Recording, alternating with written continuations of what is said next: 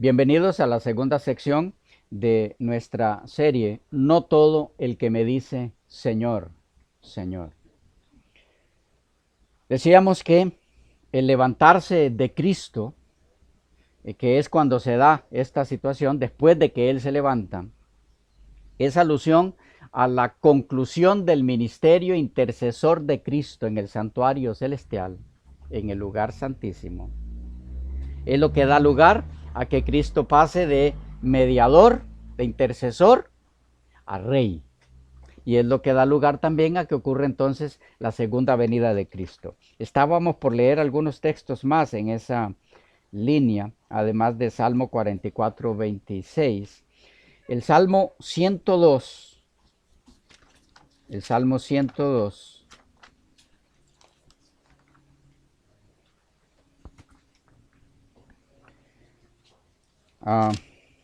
Los versículos del 1 al 20,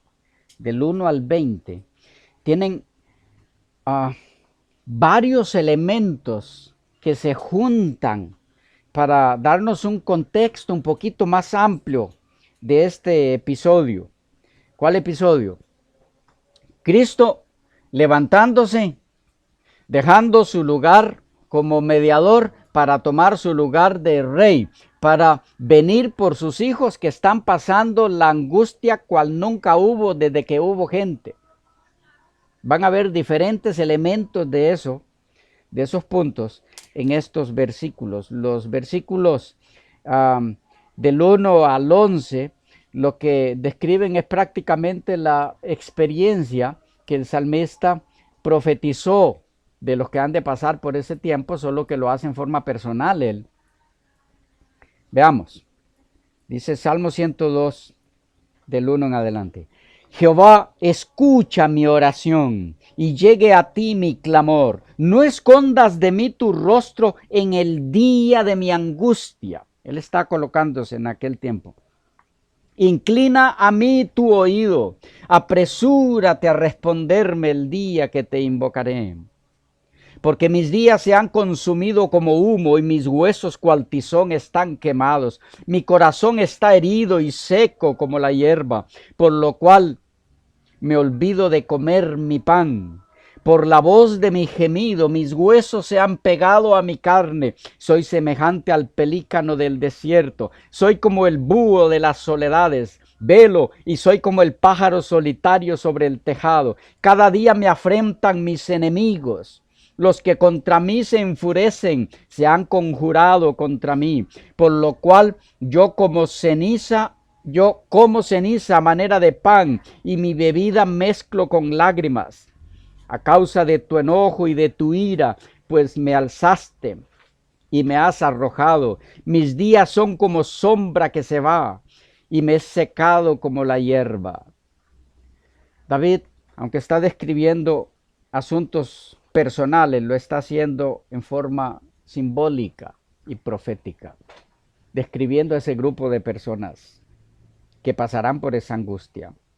Por eso dice a partir del versículo 12, mas tú, Jehová, permanecerás para siempre, y tu memoria de generación en generación. Ahora noten, te levantarás y tendrás misericordia de Sión. Es a partir del momento en que se levanta. Te levantarás y tendrás misericordia de Sión, porque es tiempo de tener misericordia de ella, porque el plazo ha llegado. Se acaba el plazo, porque el plazo ha llegado, porque tus siervos aman sus piedras y del polvo de ella tienen compasión. Entonces las naciones temerán el nombre de Jehová. Noten que cuando Cristo se levanta es para defender a su pueblo, pero ese levantarse trae consigo también la ira de Dios sobre los que los persiguen. Entonces las naciones temerán el nombre de Jehová y todos los reyes de la tierra tu gloria, por cuanto Jehová habrá edificado a Sión y en su gloria será visto. Habrá considerado la oración de los desvalidos y no habrá desechado el ruego de ellos. Se escribirá esto para la generación venidera y el pueblo que está por nacer alabará a Jah, porque miró desde lo alto de su santuario. Noten dónde es que se levanta. Es estando en el santuario. Con todo cariño y respeto. Es por eso que esta situación, digo esto con toda modestia, solo puede ser entendida por quienes conocen el tema del santuario. De otra manera, no hay cómo ubicarse. Porque miró desde lo alto de su santuario. Jehová miró desde los cielos a la tierra para oír el gemido de los presos, para soltar a los sentenciados a muerte, para que publique en Sión el nombre de Jehová y su alabanza en Jerusalén, cuando los pueblos y los reinos se congreguen en uno para servir a Jehová. Hay muchas cosas aquí en las que no nos podemos detener mucho porque haríamos esto muy ramificado. Pero es importante que captemos, cuando Él se levanta, es de su santuario. En este caso, del lugar santísimo, donde está intercediendo por sus hijos. Termina el juicio. En Isaías el capítulo 2 y el versículo 19. Dice, y se meterán aquellos sobre quienes caerá su juicio. Y se meterán en las cavernas de las peñas. ¿Recuerdan Apocalipsis 6? El sexto sello. Es lo mismo. Y se meterán en las cavernas de las peñas y en las aberturas de la tierra por la presencia temible de Jehová y por el resplandor de su majestad cuando Él se levante para castigar la tierra. Otra vez. Ahora por Isaías. El mismo tema, el mismo punto. El 20, aquel día arrojará el hombre a los topos y murciélagos sus ídolos de plata y sus ídolos de oro que le hicieron para que adorase. Y se meterán en las hendiduras de las rocas y en las cavernas de las peñas por la presencia formidable de Jehová y por el resplandor de su majestad cuando se levante para castigar la tierra. Noten, su levantarse no es solo para salvación y redención. Es para salvación y redención de sus hijos, pero es también para juicio de las naciones que le rechazaron. En el capítulo 33 del mismo Isaías 33, los versículos 2 al 4, dice, oh Jehová, ten misericordia de nosotros, a ti hemos esperado, tú, brazo de ellos en la mañana, sé también nuestra salvación en tiempo de la tribulación. Está hablando de la misma ocasión, tiempo de persecución y de angustia. Los pueblos huyeron a la voz del estruendo, las naciones fueron esparcidas al levantarte tú. El versículo 5, ustedes lean luego todo. El 5 dice, será exaltado Jehová, el cual mora en las alturas, llenó a Sión de juicio y de justicia. No olviden, Él se levanta y son destruidas las naciones, pero ese levantarse también trae justicia. Justicia en el sentido negativo para el que no puede entrar en el reino. Justicia en el sentido positivo, los que aceptaron la justicia de Cristo y les da entrada al reino de Dios. El versículo 10 dice, ahora me levantaré, dice Jehová, ahora seré exaltado, ahora seré engrandecido. Dios levantándose en juicio. Esto es lo mismo de lo que les habló Jesús a ellos. Volviendo a Lucas.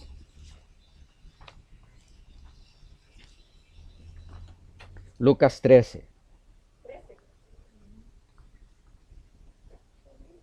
25. Después que el padre de familia se haya levantado Y ahora aquí da un elemento más para ubicarnos en el tiempo, cuando es que esto se da.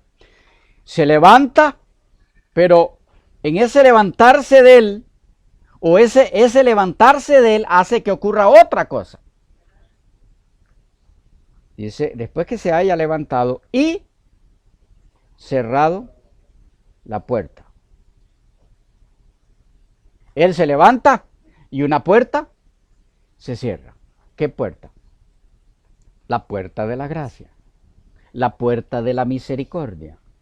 Cuando esto se da, es cuando leemos en Apocalipsis 22, Apocalipsis 22, 11.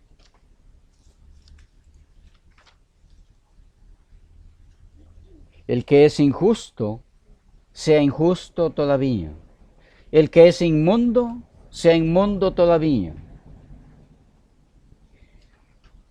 Y el que es justo, practique la justicia todavía.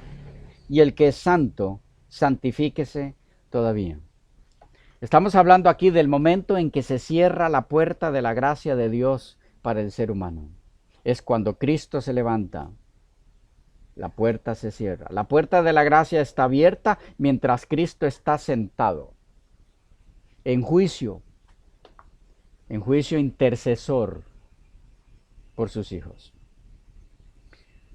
Cerrada la puerta, dice el texto. Pero dice, después que el padre de familia se haya levantado y cerrado la puerta, note que es él el que la cierra. Por lo tanto, nadie la puede abrir. Ya lo dijo él en otro lugar en Apocalipsis. El que cierra y ninguno abre. El que abre y ninguno cierra.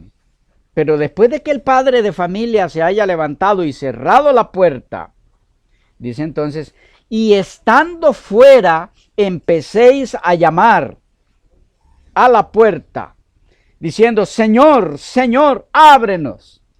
Él respondiendo os dirá, no sé de dónde sois. Varias cosas hay aquí. Dice que cuando esta puerta se cierra, algunos quedarán fuera. En verdad es la mayoría. Y los pocos quedarán dentro de esa puerta. Aquí hay algo interesante. La puerta cerrada es aquí un contraste entre esta ocasión y Apocalipsis 3:20. ¿Recuerdan? Apocalipsis 3:20. Lo conocemos de memoria. Apocalipsis 3:20. He aquí, yo estoy a la puerta y llamo. Si alguno oye mi voz y abre la puerta, entraré a él y cenaré con él y él conmigo. Guárdense esto de los que entran o los que le permiten a Cristo entrar en sus vidas. ¿Qué hacen con él? Cenan, comen, beben. ¿Okay? Guárdense eso porque nos va a servir en un momento. Pero aquí tenemos un contraste. En el relato que estamos leyendo del Evangelio de Lucas, Jesús dice que las personas a quienes Él les dirá, no os conozco, después de que le digan Señor, Señor, dice que están de qué lado de la puerta, afuera. Pero a los que Él llama, ¿de qué lado de la puerta están? Están adentro, pero no en el reino. ¿Qué hay aquí? ¿Quién está fuera de la Odisea? El Señor. Él está llamando. Él está fuera de la Odisea pidiéndole que le abran la puerta para entrar y salvarlos. Porque están perdidos en la odicense. Pero ahora tenemos aquí una situación invertida. Los que no quisieron abrir la puerta al Señor, ahora encuentran cerrada la puerta al reino. Están fuera. ¿Qué hay aquí? ¿Por qué están fuera? ¿Quiénes son estos muchos? Porque los que se salvan, ya respondió él, está respondiendo con la explicación que dio a la pregunta, ¿son pocos los que se salvan? Él está respondiendo, sí, son muy pocos. En comparación, porque son millares de millares, pero en comparación con los que se pierden son muy pocos. ¿Por qué reciben esta respuesta? ¿Por qué quedan fuera del reino? ¿Por qué no pueden entrar estas personas? Leamos de nuevo el texto, porque hay varios elementos. Después que el padre de familia, 13:25, se haya levantado y cerrado la puerta y estando fuera, no el padre de familia, sino ellos, y estando fuera, empecéis a llamar a la puerta diciendo, Señor, Señor, ábrenos. Él respondiendo os dirá, no sé de dónde sois. Es muy interesante la respuesta que ellos darán, estos que encuentran la puerta cerrada, y cómo les identifica esa respuesta a ellos. Pero vamos por partes. La respuesta del Señor. ¿Por qué? ¿Cuál es? No sé de dónde sois. Pensemos un momento. ¿Hay personas que Cristo no sepa quiénes son? ¿En la realidad? No, Él no está diciendo yo no sé quiénes son ustedes. Desconozco, ¿ustedes quién los trajo a este planeta? No, Él no está diciendo eso. Tenemos que entender el lenguaje bíblico. ¿Qué quiere decir Jesús con no sé de dónde sois? Porque Él todo lo sabe. ¿Qué está queriendo decir? La Biblia es clara en que hay un grupo de personas a quienes Dios conoce. Y hay un grupo de personas a los que Él no conoce. ¿En qué sentido? ¿Quiénes son a los que Dios conoce?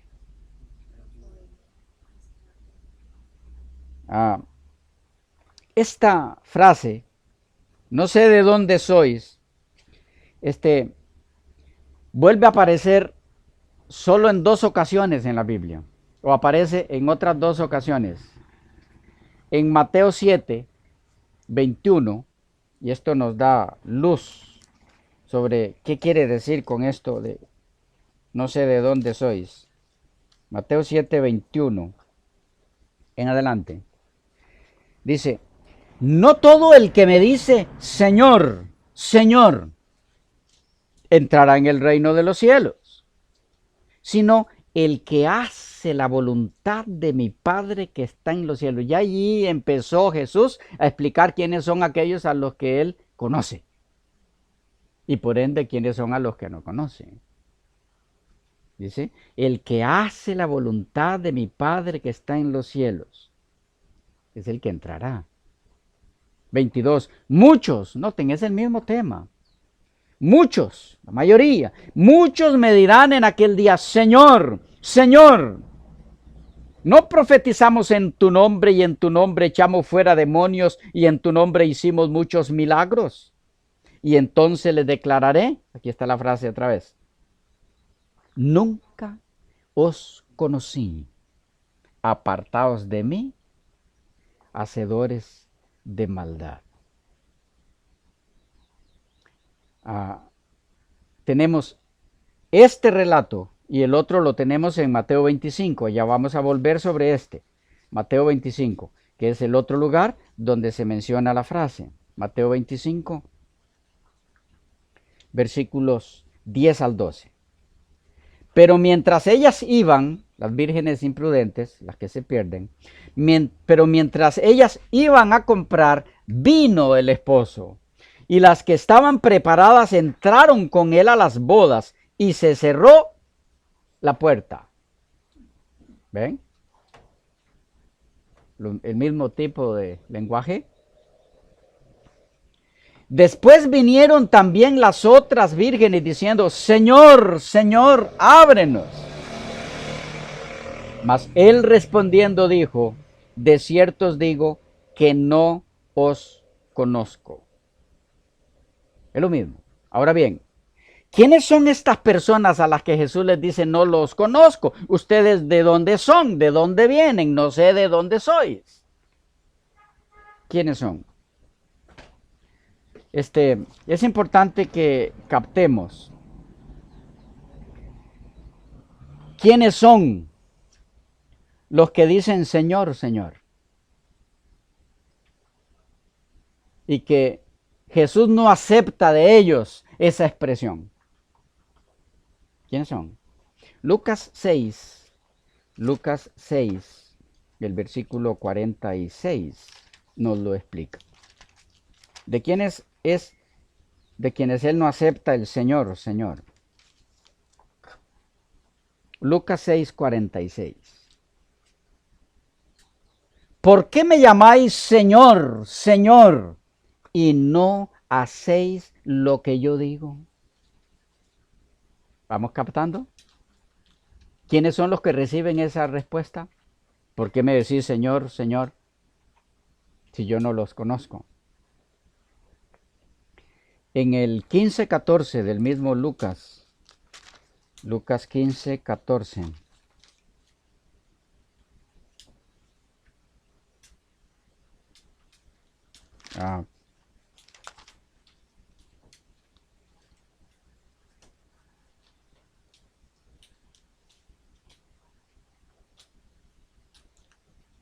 Veamos Mateo, porque ese lo ubiqué en otro lado, ese texto. Pero en el mismo punto, en el Mateo 7, que ya mencionamos, Mateo 7, el versículo 23. Dice, y entonces les declararé, nunca os conocí, apartaos de mí, hacedores de maldad. ¿Qué tenemos aquí? En nuestras versiones en español, y de paso aquí hay una pepita de oro, que quisiera que tomen con mucho aprecio, una pepita de oro de la palabra de Dios. Ya van a ver a qué me refiero. Cuando Él les dice, apartaos de mí, nunca os conocí, no sé quiénes son ustedes, los define como hacedores de maldad. En nuestras versiones en español ha sido traducida así mayormente. Yo estoy leyendo la Valera 60, hacedores de maldad. Pero la palabra maldad aquí es la palabra griega anomian. Anomian significa gente sin ley, gente contra la ley de Dios, enemigos de la ley de Dios, transgresores de la ley de Dios, violadores de la ley de Dios. Eso es lo que quiere decir anomian. Anomian es una palabra compuesta, de a y nomos. A en el sentido de contrario a. Por ejemplo, tenemos teos en griego, que es ¿qué? Dios. Ateo, contra Dios, no cree en Dios, enemigo de Dios. Tenemos, por ejemplo, normal, anormal, contra lo normal. ¿Ok? Entonces, nomos, anomian, es contra la ley. Nomos es ley, la ley de Dios. Entonces, ¿qué está diciendo el Señor aquí? Apartaos de mí, violadores de mi ley. Este asunto es importante que lo captemos, porque de paso lo vamos a encontrar también en Mateo 13, el versículo 41. Mateo 13, 41 dice, hablando del día en que el Señor aparezca por segunda vez, enviará al Hijo del Hombre a sus ángeles y recogerán de su reino a todos los que sirven de tropiezo y a los que hacen iniquidad. Es lo mismo. Iniquidad. Aquí ha sido traducido como iniquidad. Es interesante que esta palabra, si ustedes la revisan en el libro Gobierno de Rutherford, de los Testigos de Jehová, en la página 207 y 208, define esta palabra como insubordinación o desconocimiento de la ley. ¿Ya? Estoy citando a Rutherford porque los Testigos de Jehová dicen que la ley de Dios ya no rige en el Nuevo Testamento, que eso acabó, y ojalá fueran solamente ellos. Tenemos hoy día a eminentes teólogos del mundo evangélico y de otros círculos religiosos diciendo que la ley de Dios era solamente para época del Antiguo Testamento y que de la cruz para acá ya acabó la ley de Dios. Interesante. La ley de Dios acabó, caducó, terminó ya su función. Ya no rige para los cristianos, pero resulta que cuando Cristo viene, las personas que se mantuvieron violando la ley de Dios reciben de Cristo en la segunda venida la respuesta: no sé ustedes de dónde son, no los conozco. ¿Cómo les va a decir Jesús? No sé de dónde sois. Ustedes no tienen parte conmigo, nada que ver ustedes conmigo, ustedes no son míos por haber violado una ley que Él clavó en la cruz. ¿No les parece un disparate? Bueno, pero aquí tenemos, para aquellos que enseñan que la ley de Dios caducó, que en el Nuevo Testamento no rige para el pueblo de Dios, va a regir hasta que Cristo venga, cuanto más en tiempos de cuando se escribió el Antiguo Testamento, que es tiempo pasado ya. ¿Estamos claros en ese punto? Pero estamos tratando de identificar quiénes son estos a quienes Jesús les dice no os conozco. ¿Y por qué les dice no os conozco? Son los violadores de su ley. Se nos volvió a ir el tiempo. Quedamos aquí y continuamos en la próxima.